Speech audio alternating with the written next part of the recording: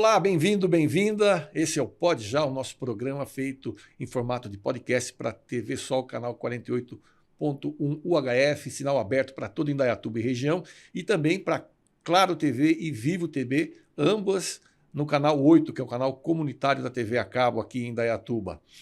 Hoje eu recebo aqui o Felipe Loyola Lopes, ele que é doutor em Ciência de Dados pelo ITA, Instituto Tecnológico de Aeronáutica, graduado em mestre em Engenharia Biomédica, com ênfase em Eletrônica pelo Inatel e pela Universidade Federal do ABC.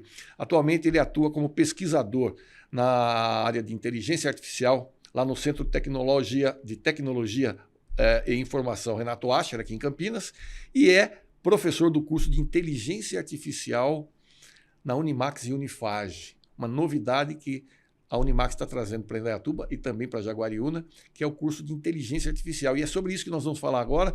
Bem-vindo, Felipe. Obrigado pela sua participação e pelo carinho aí de nos atender. Olá, Jair. Muito obrigado pelo convite. É uma felicidade imensa poder falar da proposta desse curso tão interessante que está nascendo aqui na Unimax e Unifage. Mas vamos falar um pouquinho sobre inteligência artificial antes, depois a gente fala do curso, que até para deixar a audiência aí interessada mais ainda no assunto. A inteligência artificial é uma coisa que se fala muito, mas poucas pessoas têm o domínio dessa arte. Então fica uma coisa meio no ar assim, inteligência artificial, o que vai ser? Ela vai substituir o ser humano? Conta para a gente um pouquinho do seu lado como pesquisador, o que faz a inteligência artificial ser tão importante no mundo de hoje? Perfeito. Hoje se fala muito de inteligência artificial como se fosse algo completamente novo, mas na realidade a teoria por detrás da IA não é tão nova assim. Tá? O conceito matemático surgiu na década de 1940. Olha isso, só na década de 40. Década de 40. E ele foi inspirado, o conceito matemático inicial da IA foi inspirado no neurônio humano, no funcionamento do neurônio, tá? Então foi modelado matematicamente um conceito chamado de perceptron, que deu fundamento na base da IA moderna, que é baseada em redes neurais e aprendizado profundo, mas se baseia no neurônio, tá? Então esse perceptron ele funcionava a partir da ativação de um potencial de ação. E os cientistas lá na época pensaram assim, poxa, se o cérebro funciona com um conjunto de neurônios sendo ativados, e se a gente conseguisse que a máquina funcionasse assim? E assim surgiu o conceito matemático. O problema é que não tinha computador capaz tecnologia de processar esses modelos matemáticos na época. Eu comentava com ele aqui, inclusive, que na década de 60, 69, se eu não estou equivocado, o Stanley Kubrick fez um filme chamado 2001, Uma Odisseia no Espaço. E nesse filme ele já falava de inteligência artificial. Nesse filme ele já tinha uma abordagem de inteligência artificial.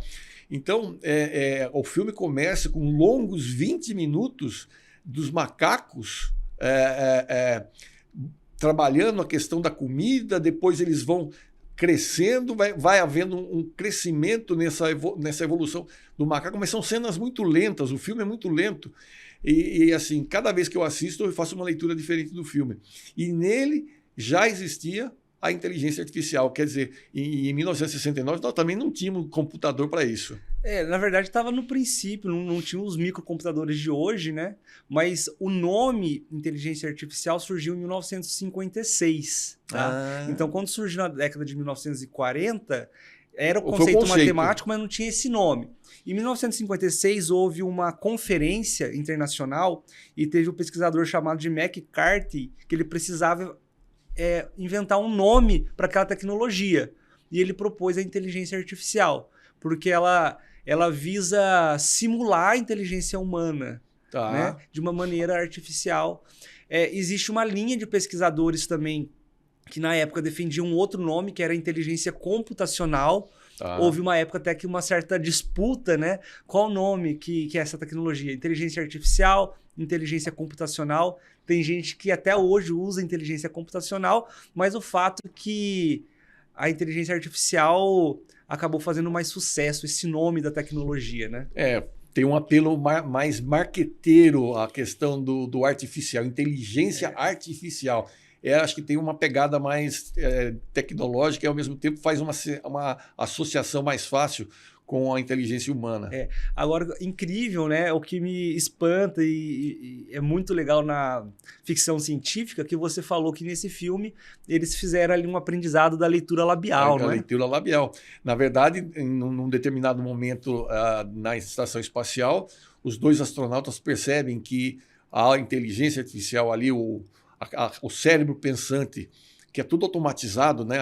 A estação é toda automatizada. Ele percebe que, ou melhor, os astronautas percebem que a inteligência está induzindo eles a um erro e que vai acabar matando eles.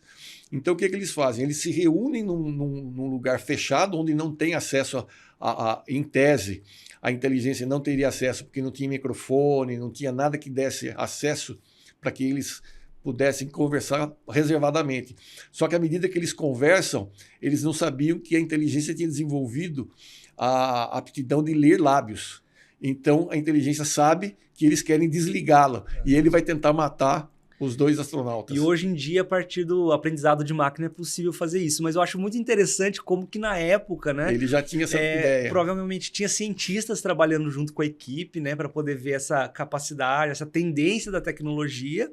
Mas eu também acho que envolve um pouco de inspiração, né? Artística, né? Claro. E é interessante como que a ciência molda a ficção científica e a ficção científica também talvez tenha sua influência, né? E anos depois ele fez um filme junto com o Spielberg, que é o Inteligência Artificial, que é um filme também longo, denso e que provocava na gente na época uma reflexão. Será que um dia nós vamos chegar a isso? E chegamos.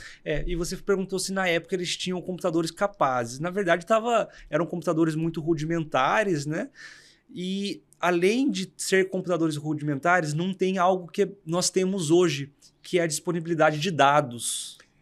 Você me dizia justamente isso, que hoje existe uma facilidade em trabalhar a inteligência artificial em função da disponibilidade que os computadores têm de memória, enfim, de processamento. Exato. O que ocorre? No começo da inteligência artificial, ela funcionava através de regras, tá? Então tinha que vir um especialista de domínio. O que é isso? Uma pessoa que entende do assunto. Por exemplo, medicina. Vamos usar a inteligência artificial para ajudar na área de medicina. Tinha que vir um médico e esse médico, junto com a pessoa da tecnologia, traçava as regras para aquela tomada de decisão do dispositivo, do equipamento, do computador. O que acontece hoje? Surgiu o aprendizado de máquina. Então, o aprendizado de máquina é um recurso que está dentro da inteligência artificial. Então, você tem uma disponibilidade de dados, diferentes tipos de dados, e o aprendizado de máquina vai pegar um padrão daqueles dados, um padrão de comportamento. Então, vamos pegar um padrão simples, no caso da área da saúde. O paciente, toda vez que ele tem uma temperatura maior do que 37 graus e apresenta dores, está doente. Então, aquele aprendizado de máquina vai entender aquele padrão e, a partir daquilo, vai fornecer o subsídio para a inteligência artificial gerar os seus outputs para auxiliar o profissional da saúde. Então, ela não precisa mais ser programada por regra. Ela aprende por si só a partir daquele padrão de dados. Ficou complicado de entender. Dá uma esmiuçada melhor para a gente poder captar essa informação. Perfeito. Imagine que você tem uma série de dados. Quando você tem poucas informações, é muito fácil de você compreender. Vamos pegar um animal. O animal tem asa e tem bico. Então isso aqui é um pássaro. Então a inteligência humana olha isso já identifica. E identifica muito fácil, mas são poucas características. Agora, imagina que você tem uma série de informação com dados do mundo todo, por exemplo, ou de uma cidade. Pega os dados de Indaiatuba, dos moradores de Indaiatuba. Se a gente olhar, imagina uma planilha gigantesca, com milhões de dados. Você não vai conseguir bater o olho e identificar padrões. Já os algoritmos são capazes disso. Entendi. Ele pega e verifica padrões. Por exemplo, padrão de comportamento. As pessoas que têm um padrão de comportamento X, ele é um bom pagador. o cidadão que tem o comportamento Y, ele é um mal pagador. Então a IA consegue fornecer insights para poder ajudar na liberação de crédito, por exemplo. Entendi. Você falou que você tem uma especialização na área da saúde. Como é que a inteligência artificial ajuda a área da saúde? Tá. Dentro de um hospital existe uma riqueza de dados sendo gerado todos os dias. Os prontuários médicos, os exames clínicos, exames de sangue, exames de imagem. Então, antigamente, tudo isso era perdido. Hoje, a gente consegue colocar isso em banco de dados e, a partir disso aí, a gente tirar insights. Tá? Então, vou dar um exemplo para você de uma pesquisa que saiu recentemente de uma IA que consegue identificar o câncer de mama antes dele se apresentar. Caramba! Tá? Então, como que ela foi treinada? Ela foi treinada a partir de mamografia, tá? E foi evoluindo. Então, para que o médico consiga identificar o câncer de mama, ele precisa ver uma diferença de pigmentação na imagem, uma diferença de tom de cinza, tá? A IA, como a IA tem uma sensibilidade muito grande, ela conseguiu pegar uma diferença de tonalidade antes que o olho humano fosse capaz de pegar. Então, ela teve o sucesso de identificar um caso 5 anos antes de ser perceptível para qualquer médico. Caramba! Tá? Então, é um exemplo muito interessante em que a IA pode atuar em complemento da habilidade humana. Então, você fala muito que são dados, são os inputs. Como é que funciona isso? Por exemplo, eu tenho um hospital, eu tenho lá os meus exames que os pacientes do meu hospital fizeram e tudo mais. Esse material, ele é disponibilizado, como é que a inteligência artificial vai ter acesso a essas informações? Porque são zilhões de informações aí. Perfeito. Isso aí que você falou é uma coisa muito interessante que, inclusive, está gerando novos empregos na área de IA. Os hospitais de ponta, hoje, existe o setor de Big Data. Hospitais como Albert Einstein, Sírio-Libanês, já possuem setor de Big Data. E isso é uma tendência que os demais hospitais também têm. Porque o que acontece? Você tem uma IA de uma empresa americana que foi treinada lá nos Estados Unidos. A hora que você pega esse modelo de IA para aplicar dentro de um hospital, em uma determinada cidade do interior, no Brasil, não vai funcionar, porque foi treinado com pessoas diferentes, com público diferente. Então, o que você precisa fazer? Você precisa especializar essa IA, fazer um ajuste fino nesse modelo. Tá? E daí é onde entra a equipe de IA. Você precisa ter, a primeira questão, a segurança da informação, porque os dados de paciente são dados sensíveis, você tem que trabalhar de forma anonimizada, ou seja, você não pode, você tem que trabalhar sem saber quem é, então esse é o primeiro passo. Se é em formato de pesquisa, precisa ter aprovação de um comitê de ética. Se é uma tecnologia já em nível de produção, você já precisa ter essas regras de anonimização muito bem definidas e você vai treinar a IA a partir dos dados do paciente. Esses dados podem ser dados de imagem, esse dado pode ser dados em formato de tabela, que são chamados dados tabulares, perfeito? E daí você vai precisar justamente de uma equipe de IA para trabalhar. E aí, como é que você disponibiliza isso para um público maior? Como é que funciona? Vou dar esse exemplo que você deu aí do câncer de mama. Como é que ele pegou essa diferença no tom de cinza, né? Que 5 anos antes que o câncer se manifestasse, como é que ele foi treinado isso? Isso é só de um laboratório, só de um hospital? Como é que funciona? Como é que ele teve acesso a todas essas informações para formar esse conceito? Nesse caso específico, eu estava a nível de pesquisa, tá? Então, uma coisa você trabalha no nível de pesquisa, quando o modelo já está mais avançado, ele vai para a fase que é chamada de fase de deploy, que é a parte que ele já está indo para produção.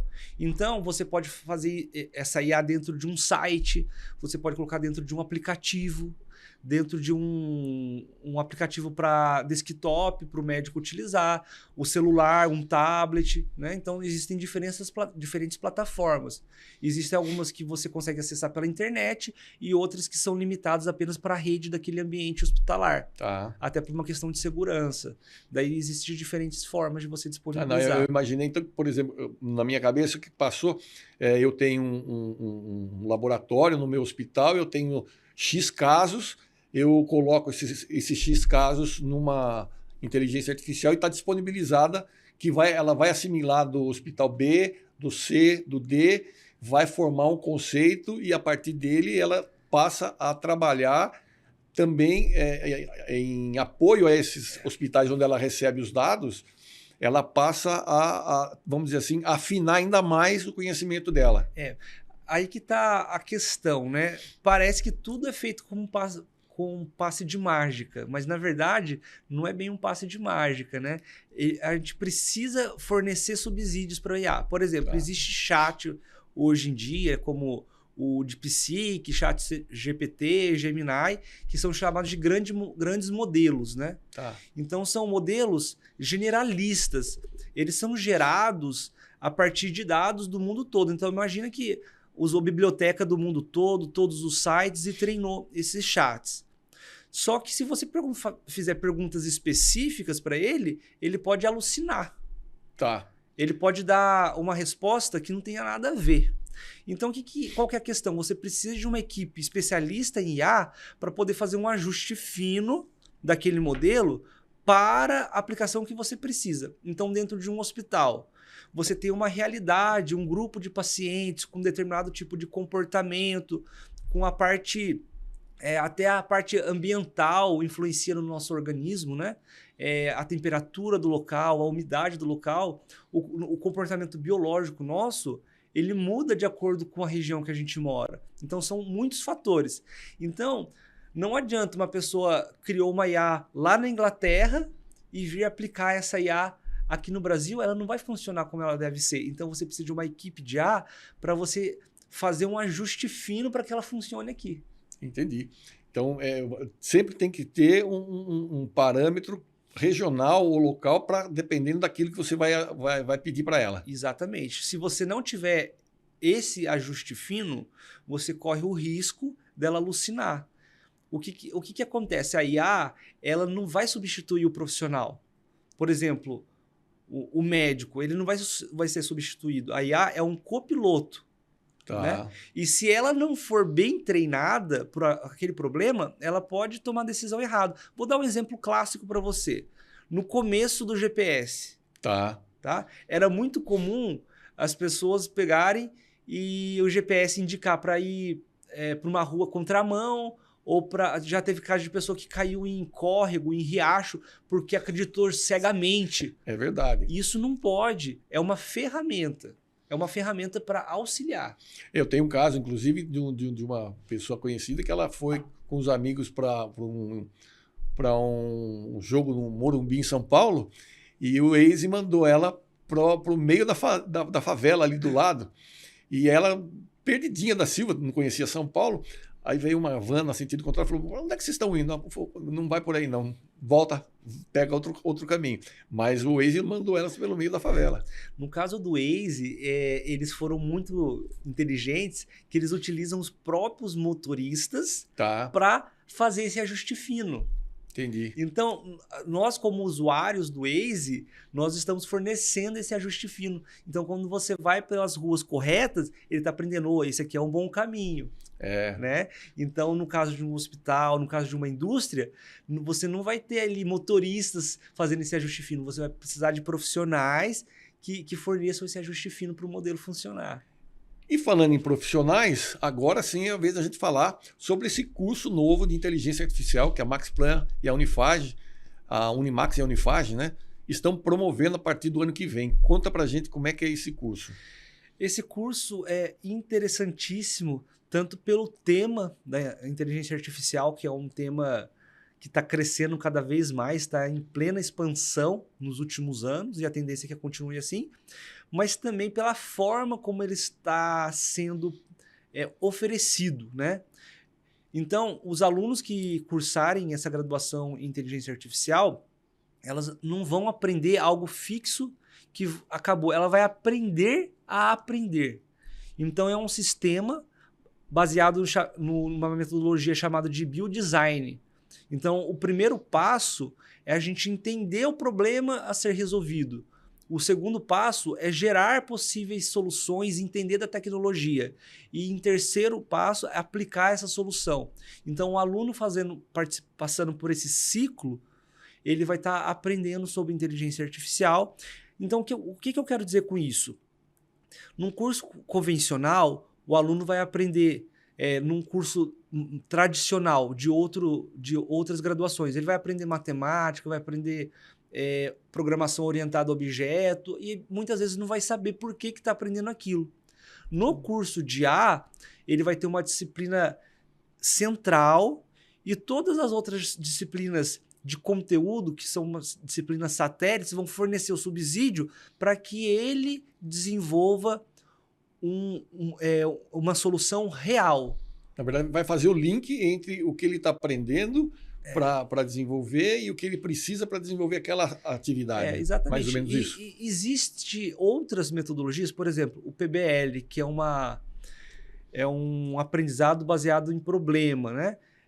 O PBL ele não tem, muitas vezes, a disciplina para fornecer os conceitos para resolver aquele problema. Então, o aluno tem que correr atrás.